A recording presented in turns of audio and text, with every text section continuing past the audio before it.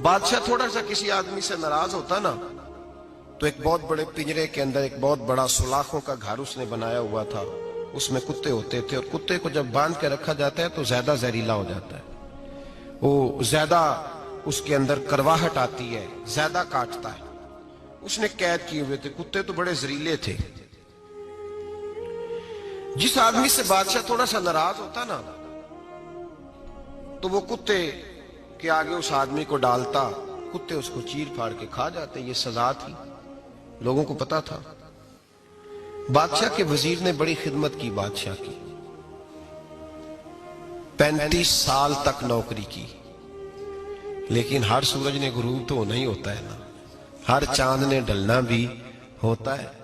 अब बूढ़ा होने लगा, वो जो मजबूत हाफसा था वो कमजोर होने लगा, हल्की हल्की गलती। बादशाह मिजाज का बादशाह था, पर नहीं समझ में आया। तो मैंने कहा कि लोग कहते हैं हमें काम प्यारा है, चम नहीं, तो रिश्ता वफा का था ही नहीं। वजीर समझने लगा कि अब ना मैं भी गलतियां करने लगा हूं, तो ऐसा ना हो किसी दिन मैं भी इन कुत्तों का शिकार हो जाऊं। उसने बादशाह से कहा कि बादशाह,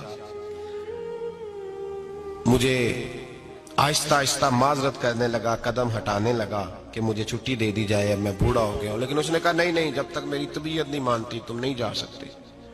मुतलक उलेनान लोग थे। वजीर खामोश हो गया, परेशान रहने लगा, गलती हो गई है तो फेंक देगा। एक तजवीज उसके ज़हन में आई।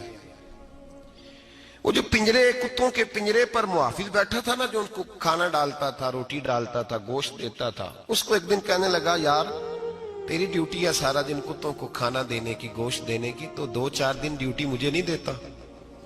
तू ले ले, मैं तो पहले परेशान हूं, सारा दिन इनकी देखभाल करता हूं। उसने कुछ थोड़ा सा गोश्त लिया, पिंजरे के बाहर खड़े होकर कुत्तों को डाला। अगले दिन थोड़ी रोटियां ले आया, कुत्तों को डाली। 2-4 दिन, हफ्ता, महीना, साल भर, जितना उसको मौका मिला वो दिन भर खिदमत करता। बस वक्त एक दिन आ गया, बादशाह को कोई बात अच्छी न लगी, अच्छी न लगी। उसने कहा, इस बुड्ढे को उठाओ और डालो कुत्तों के पिंजरे में। सारी जिंदगी यहां रहा, इसे अभी तक नहीं पता चला मेरे मिजाज का।